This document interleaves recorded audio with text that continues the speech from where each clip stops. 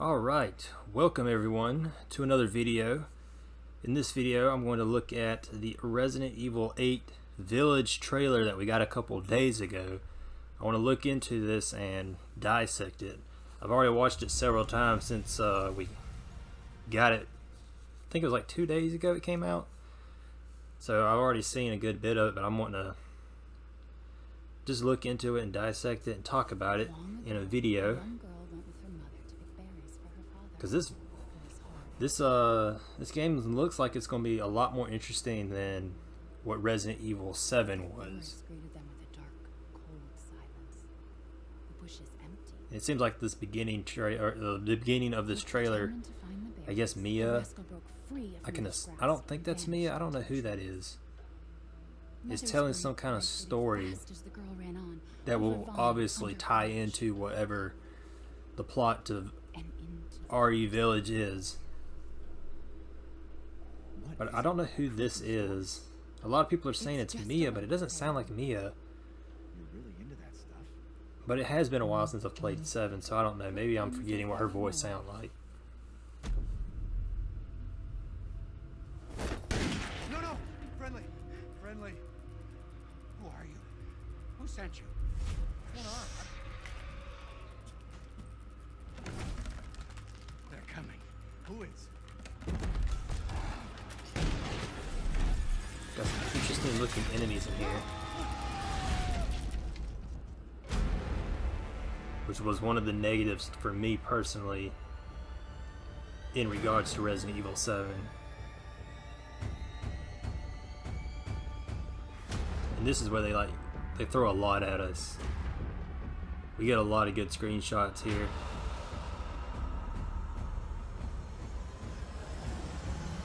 I mean, this game looks really good, like extremely well. And one thing you can already notice is there's this symbol that they keep on showing in the trailer. So I'm curious as to what that is, and I have a theory on what it could potentially be. I love that shot. That corridor looks awesome.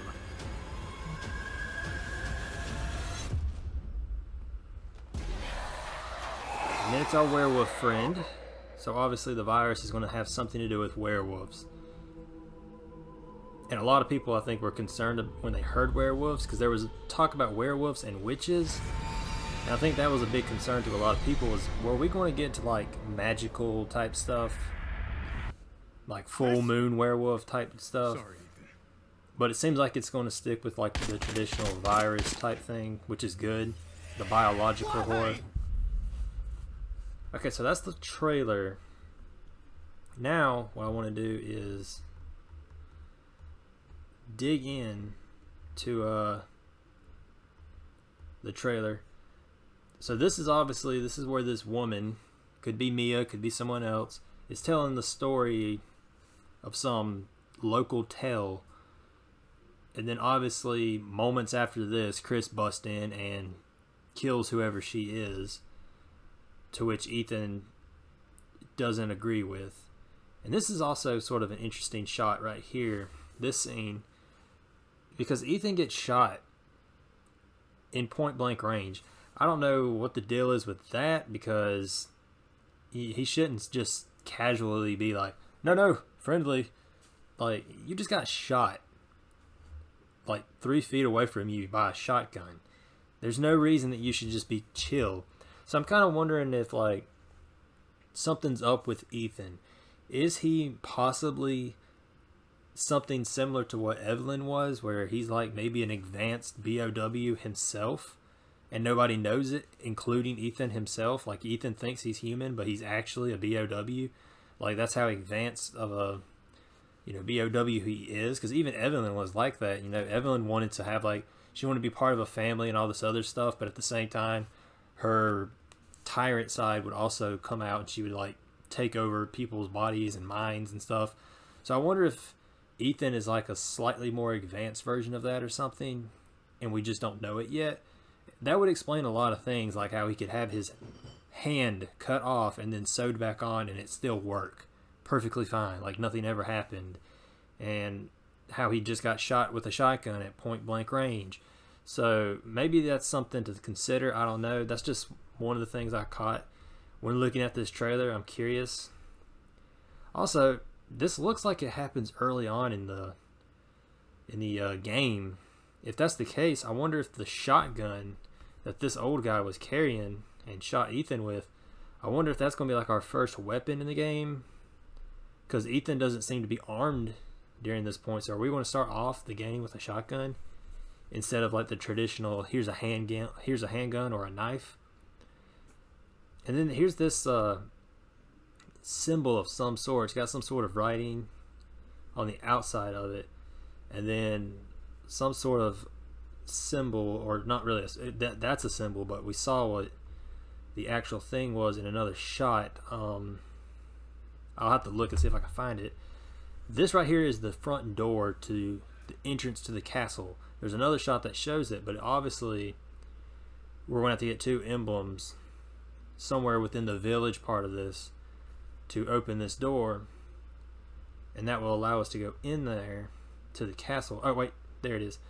This right here, I'm kind of wondering what this could potentially be, because I'm thinking this is a plaga.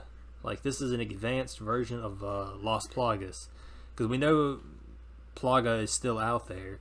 It was in Resident Evil 5, it was in Resident Evil Vendetta, you know, so I think Plaga is going to be a point in this game, and maybe Plaga got mixed with mold, and so Resident Evil 7's mold is being fused with Plaga to make some enhanced version of it. And so that's what this is. This is like maybe like a new queen type Plaga or something like that, and that's where the werewolves come from or something. I'm not 100% sure. That's just a quick thought. But where's that shot that like shows the castle? Okay, here it is. It's a little bright, but that was it. Okay, there we go. That's good. So that's that front door to the castle that I was talking about that had the two emblems. So clearly this is the outside area where the village is, and this is the castle. So it's going to work a lot like what Resident Evil 4 did, where the first portion of the game takes place in a village area, and then the next portion is going to be the castle. So I think that's going to be really interesting. Clearly, this has got a lot of influence to what Resident Evil 4 did with that part of it. And then, you know, this is also interesting too. I mean, a lot of new characters showed up in this trailer, which is really interesting and cool. Not sure who this is. Probably going to be an enemy of some sort. I think this is the same old guy from before, but I can't tell. He looks slightly different. Yeah, I think this is definitely someone different. And then we've got whoever this is going to be. I'm hearing that this person may be playable also, which will be kind of cool too. I hope it's not all just Ethan. And then we have these 4 women here, which is also another interesting thing to look into, because I'm curious about this, because there were rumors about Alex Wesker being in the game. So I wonder if this lady right here could potentially be Alex Wesker, and then the other 3 BOWs of some sort, or people under the control of the mold, maybe if it's Plaga, maybe they're under control of Plaga and she's controlling it. I don't know, but it's going to be interesting to see where this goes and what kind of role they play. And then, let's see, skipping some frames here. Let me go back right here. I mean, it's a closer shot, but I still don't see anything that really stands out. Now this shot I absolutely love, because this scene, this area right here, oh, I didn't mean to hit play. This right here just looks so awesome, because you got like this bright chandelier, you got the curved stairway. Everything about this looks really cool. What it reminds me of so much of the Spencer Mansion, kind of fused with the Queen Zenobia, sprinkled with a little Salazar Castle. So it's like 3 of the best locations, in my opinion, fused into one. That really looks cool. I mean, because I mean, all three of those locations are in my top 5. The only one that this doesn't really resemble is the police station in RE2, but this just looks really cool, and it looks like those three things mashed together, because you can see a lot of the Spencer Mansion to it. The fact that it's in a castle, that's the sprinkle of the Salazar castle, and then that one corridor in the Queen Zenobia, the dining room area, that's what this reminds me of, because it's got that big old chandelier right here, got this door, and I don't know, this shot just looks really good, and I'm really liking the way these environments look in this game. They look way cooler and far more interesting, in my opinion, than what RE7 brought us. Like Resident Evil 7, the barn house or whatever it was just wasn't doing it for me. I didn't really care for it. Now we have this guy. Don't know what role this guy is going to play. He looks like he's going to be interesting. I've seen some comments suggest that it's Luis Serra, which makes 0 sense whatsoever. Did anybody play Resident Evil 4? That guy's dead. He got stabbed by Salazar, or not Salazar, Sadler. He got stabbed by Sadler, and he was done. So this is definitely not Luis Serra. I think it's a new character, and I'm kind of wondering, could this be someone who is a villain, maybe controls the werewolves, similar to maybe other villains that we've seen in the past, like a Sadler, where he can like control these things. Maybe he's like that. I mean, he's even got like a little Wesker vibe going on with these glasses that he's wearing. So maybe he and that other woman are like the top dogs that like control everything. Or maybe he's a good guy. I don't know. I mean, here's a shot without the glasses, and he's smiling. So I don't know what his role is going to be, but he's definitely got my interest. I'm curious as to like what it could be. However, if we go back, it's so hard to get this exactly where I want it. Right here. Now I don't know what this is. This is the lady from before. I don't know what she's doing with Ethan's hand. Is it the guy's hand from earlier? I don't know whose hand this is, but she's doing something to it, so I don't know what's going on there. But that's going to be interesting. But let me go back here. I'm assuming this is Chris, and this is one of his guys from either Blue Umbrella or maybe the BSAA. Are we bringing the BSAA back? Is that going to be in this game? Because 7 brought us Blue Umbrella with Chris, and we didn't even get like a logo or any sort of symbolism of the BSAA on Chris before. And in this one, we don't have any like logo or, you know, traditional uniform look of Chris. He looks different in this one as far as like his clothing option. Let's see. Let me see if I can get a good shot of this. Okay, here we go. Here's our werewolf friend here. And this is obviously going to be like the centric enemy of the game. This is going to be your zombie or your ooze creature or your mold from Resident Evil 7 or, you know, whatever. It's going to be the basic centric enemy, I think, is these werewolf guys. You're going to see these enemies more than any other enemy, I think. Which is going to be cool because I think this looks way cooler than the mold. The mold looked lousy in my opinion. I didn't really like the mold design. These guys look way cooler, and they look like they're going to be far more aggressive. You know, the mold was kind of slow and boring. I never liked them at all. I didn't really like any of the enemies in Resident Evil 7. You know, all 2 of them. Because Resident Evil 7 had probably the worst. It definitely had the worst variety of enemies. Because you had either the bakers or the molded.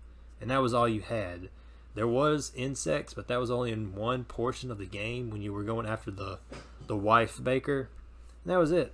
So Resident Evil 7 had an awful variety of enemies, which is something I'm hoping Resident Evil 8 fixes. I'm hoping this game does better, and it looks like it is, because in this one, so far, we've got these werewolf guys. I'm assuming those 4 ladies are going to be enemies. I don't think they're good. I think they have some evil intention. And then there was also, let me see if I can find it. I think it's like, It's right before that shot. It's right here. Or no, it's... I think it's somewhere around here. Oh, wait. Before I do that, I'm curious of who this could also be. I wonder if this is like some weird like voodoo type of person, or I've seen some comments suggesting that it's like a merchant, another Resident Evil 4 merchant type person. I don't know what this person could be, but I'm curious as to like what their role could potentially be in this whole deal, because I don't know, they got something going on. That's them standing there again, I think, from a far away shot. But I don't know. I mean, there's just so many interesting characters that they throw at us. There's the dead horse. But let me see if I can find that shot I was wanting to look for with another enemy. It's a familiar enemy. Looks like we're going to have bugs again. Okay. Here it is. There we go. So the Executioner from Resident Evil 5, it looks like we're going to have something similar to that. Which also makes me think Plaga is going to play a role in this, where it's mixed with the mold or something like that, and it's like a new advanced version of Plaga and mold. That's what I'm thinking this is possibly going to be, and this definitely has the vibe of the Executioner. It's a big looking guy with I guess that's like an axe or a something of some sort. I don't know what this would actually be called. I don't know my weapons of, you know, execution very well, but that's awesome if that's going to be an executioner type of thing, which also, you know, supports more enemy variety, which is what I'm definitely for. I'm definitely for more enemy variety. That is always a good deal. The only thing I'm not too crazy about with this game is I'm not loving the fact that it's first person. I'm not too big on first person perspective. I would much rather it have been third person over the shoulder. I mean, personally, I'm a fixed camera angle kind of guy. I like the classic Resident Evil style, but I understand that we're kind of past that and most fans don't like that. But I would settle for third person over the shoulder. First person just never does it for me. A lot of times with first person, a big issue I have with it is the jump scares and things like that become cheap. They become very predictable. Resident Evil 7 was extremely guilty of this, because they would have so many scenes where it'd be like, you saw the jump scare coming a mile away. Like that one scene when, it's early on in Resident Evil 7, when one of the doors is getting banged on real loud, and you go to open it, and then it gets quiet, and then you hear like a noise, but it's pitch black down the stairs, and so you go down the stairs, and then the door behind you shuts, and then that's all of a sudden it gets quiet for like a few seconds, and then demon possessed Mia shows up in front of you and like throws you back out. It's like, that's super predictable. You can see it coming. Or I think there's another scene when you play as Mia and you go under the basement and she has like a lantern or something, and at the end of her playthrough the lantern goes out and it gets quiet, and then you see the mother show up and it's like, jump scare. It's just, it's not scary, it's too predictable. And that's one of my problems with fixed camera, or not fixed camera, first person, is first person view.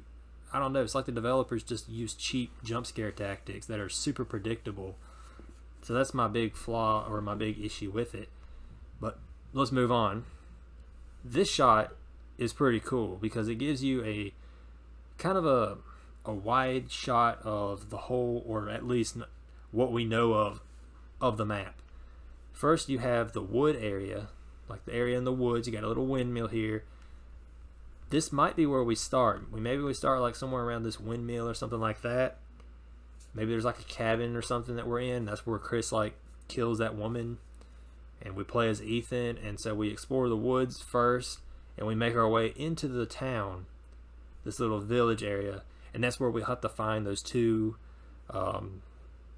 you know, pieces to that door. And once we find those two insignias or whatever, we can go to the castle. We'll probably do this part first, it looks like, and then we'll do the upper part of the castle, work our way up. And maybe that's how it will go. And I don't know, maybe there's something beyond the castle that we just don't know about. But It looks like this could be potentially like the whole map right here. I mean, you look like you got like a church type thing going right here. Several little buildings that we can explore, hopefully. So this is looking like a really interesting layout for a Resident Evil game. I'm liking a lot of this. I'm loving the village. I'm loving the castle. The Salazar Castle in Resident Evil 4. It's one of my favorite locations. I think the only ones that I had higher was Spencer Mansion at number 1, RPD at number 2, and then 3 and 4 is Salazar Castle, Queen Zenobia. I think I had Queen Zenobia higher.